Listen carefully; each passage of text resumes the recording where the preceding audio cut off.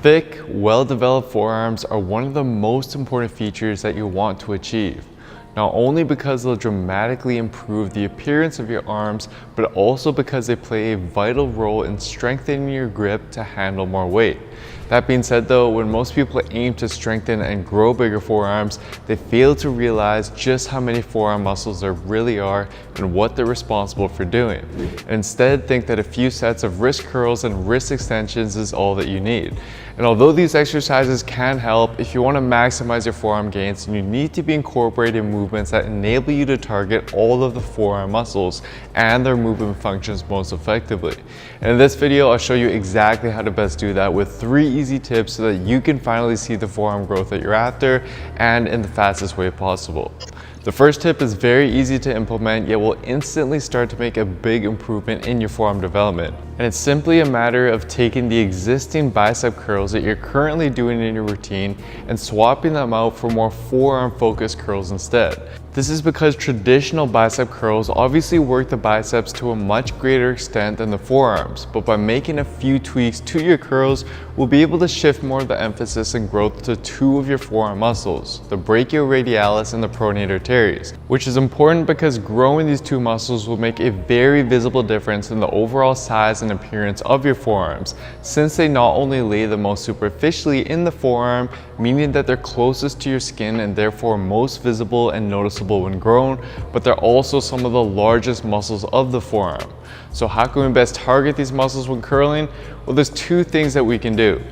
The first thing we can do is simply change to a pronated grip instead of a supinated grip. This is because it's shown in EMG analyses like this one from the Journal of Neurophysiology. A pronated wrist position when curling elicits the greatest activation of both the brachioradialis and the pronator teres muscles when compared to a neutral or supinated grip.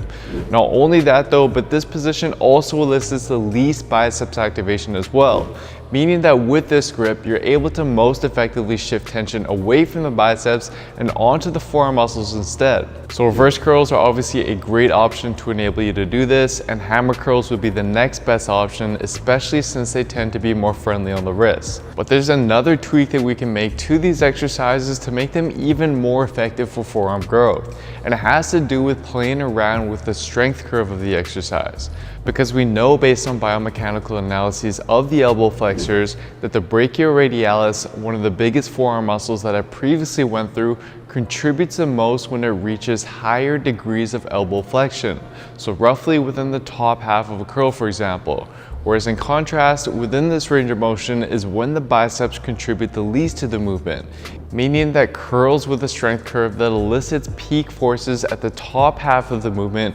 will develop the brachioradialis to a greater extent than the biceps. Now, the easiest way to achieve this type of strength curve with the reverse curl, for example, is by applying a form of accommodating resistance during the movement, which can be accomplished by simply attaching a resistance band to the bar to resist you as you curl. Because with this in place, the top half of the movement will now be considerably harder than the bottom half, and will as a result effectively emphasize the brachioradialis to a much greater degree while also minimizing the involvement of the biceps.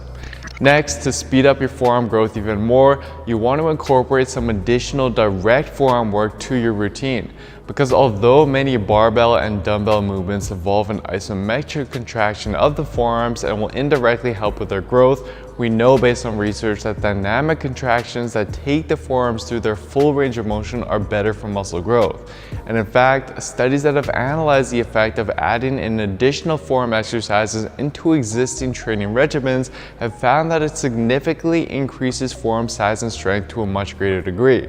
So what are the best forearm exercises that you should start including into your routine? Well, we want to ensure that we're hitting all of the forearm muscles and their respective movement functions. So first, we want to hit the flexors and extensors of the forearms, which, as their name implies, simply act to flex and extend the wrists. So to best work the flexors, you'll simply want to incorporate one wrist flexion exercise, such as the behind the back barbell wrist curl. And then to best work the extensors, you'll want to incorporate one wrist extension exercise, such as standing barbell wrist extensions or seated dumbbell wrist extensions, for example. Now, although this alone will hit many of the forearm muscles, it's important that you don't just stop here like most people do, because the forearms still have a lot more potential for growth, which we can capitalize on by incorporating some of the other movement functions of the forearm muscles beyond just flexion and extension. And this is why next we'll want to move on to a forearm exercise that incorporates adduction and abduction of the wrist,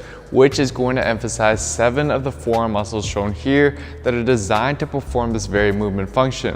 And one great exercise to accomplish this are dynamic barbell suitcase holds, where you simply hold the center of a barbell by your side and then slowly tip it forward and then back for roughly 10 reps each direction. As you do so, the various forearm muscles responsible for adduction and abduction of the wrist will then be forced to work to balance the weight. And to progress this exercise, simply load it with more weight or aim for more reps. In addition, another great exercise is simply performing wrist abduction and adduction using cables. Just hold the ball with no attachment, bring the cable down to your side, and then perform wrist adduction shown here, and then do the opposite with wrist abduction shown here and increase the weight over time. And you can also even implement wrist adduction into your triceps exercise as well, for example, by incorporating it at the very end of a rope pushdown just to easily get in a little more work for your forearms throughout the week. But we don't just want to stop here, as we're still missing out on another important movement function that will emphasize 4 of the largest forearm muscles shown here,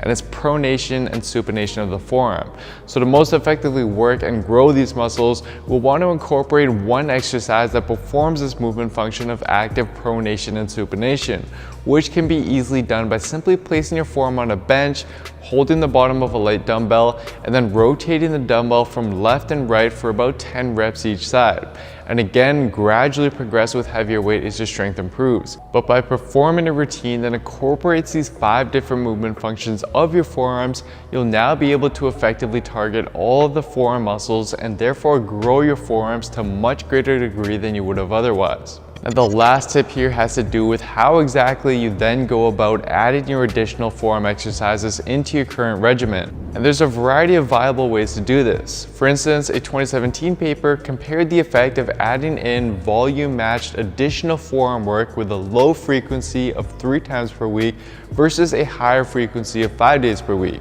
As shown here, after 4 weeks, both groups experienced roughly a 9% increase in grip strength, as well as a similar significant increase in forearm size, simply meaning that you can choose whether you want to perform shorter yet more frequent sessions dedicated to your forearms or longer yet less frequent sessions, both of which do have their pros and cons, and it does ultimately depend on your preferences as well as the type of split that you're running in order to prevent any forearm soreness from interfering with your main lifts. So if you're running a push-pull leg split, for example, one good option could be to throw in 2 longer forearm sessions after each of your pull or your leg days, since they'll likely need a day or 2 to rest, and we don't want the soreness to carry over to your next push or next pull workout, for example. At the end of the day though, regardless of how you set it up, as long as you're incorporating tip 1 with the swaps, tip 2 with the forearm routine, and then tip 3 of implementing this into your workouts as best as you can, you'll be able to very quickly and noticeably speed up your forearm growth as well as your overall grip strength. So guys, I hope you're able to see that if you want to maximize and speed up growth in all of your muscles, not just your forearms, then it's important that you don't overlook crucial aspects of your program like your exercise selection, your training volume, and most importantly, your nutrition. Otherwise, you simply won't be building muscle as fast as you could be. And for a step-by-step science-based nutrition and workout plan that puts all of this together for you week by week so that you can build muscle and lean down as efficiently as possible with science, then simply head on over to buildwithscience.com to take the body type quiz to discover what program is best for you and your body. Anyways guys, I hope you enjoyed this one. Please don't forget to show your support by giving the video a like, leaving a comment down below as to what you'd like to see me cover next, subscribe to the channel, turning on notifications for the channel as well, as this all really does help me out. Thank you so much everyone, and I'll see you next time.